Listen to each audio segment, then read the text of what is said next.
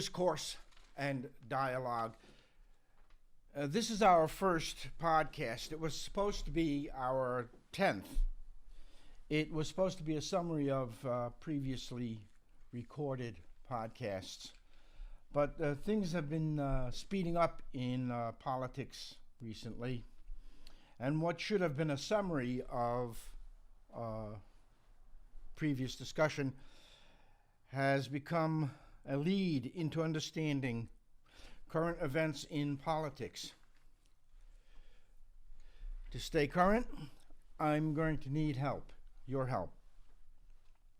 We will examine politicians, how they act, and why the talking heads from right to left sound like nefarious, nattering nabobs of negativism, to adopt a phrase from William Safire. One reason, of course, is that they are, and it's true, overpaid and rich. Which brings up the first item: who pays the politicians and why? Behind that is the explanation of all politics. By who, we don't mean to get into naming names like Adelson, Steyer, Bloomberg, Soros, and the rest, and the $1.6 billion that was spent on the 2016 election, what we could have done with $1.6 billion. These details of who paid how much are just the mechanical empirics of politics in this country. How much and to whom or why doesn't tell you how come. We know that all these contributors, all these very wealthy contributors, give to both sides, even if they say they don't. The reason is not that hard to see. It's not much of a stretch to see why. I mean, they're billionaires and millionaires. They've got all they basically need. But the one thing they need, though, and have to keep after is control of public policy and control of their power and their property. Money gives them power, as well as all the goodies that come with wealth. The everyday problem for them is keeping it.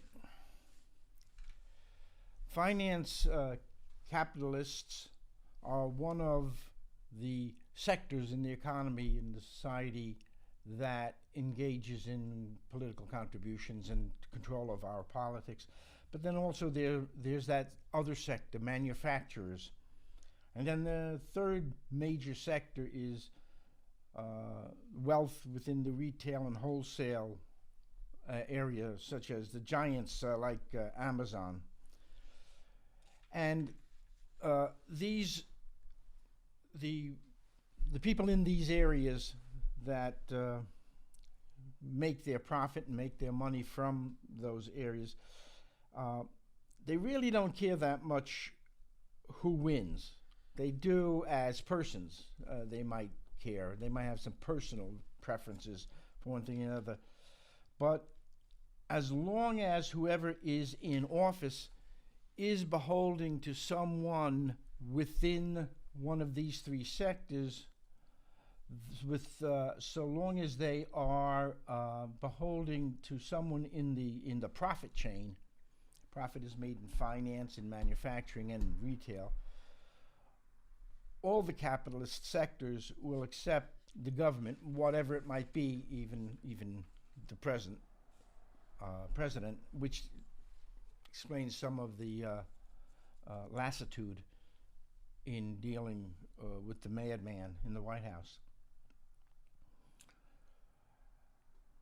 But our analysis will only go as far as our research enables us. Mostly we can skim the top of various issues. your responses,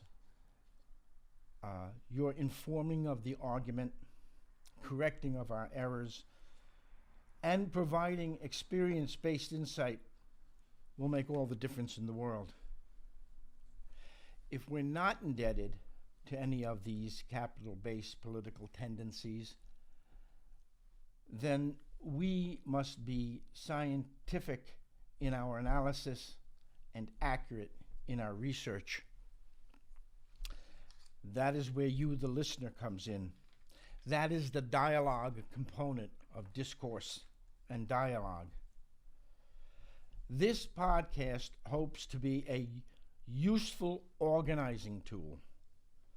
Our analysis and critiques have working class empowerment as their objective.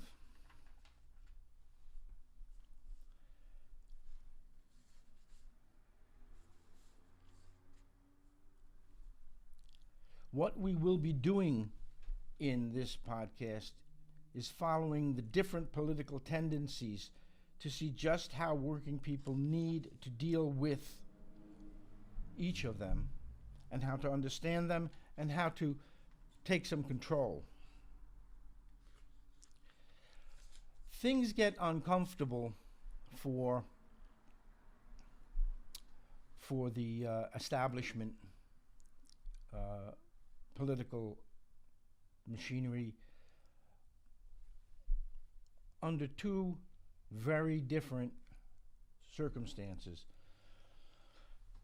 First one is if crypto-fascists move to delegitimize the government controls and screw up production, distribution, and finance, then they get concerned. Usually too late, but they do get concerned. The other area that they get concerned about is when labor organizations shut down things in order to focus on humanitarian needs. And you're beginning to see some of that in this argument over healthcare, which isn't something new or recent. It's been going on for several generations.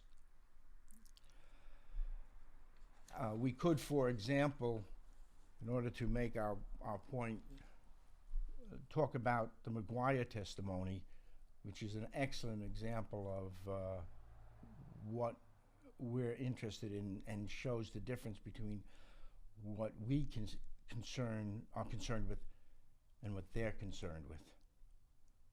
And that I will cover in my next podcast.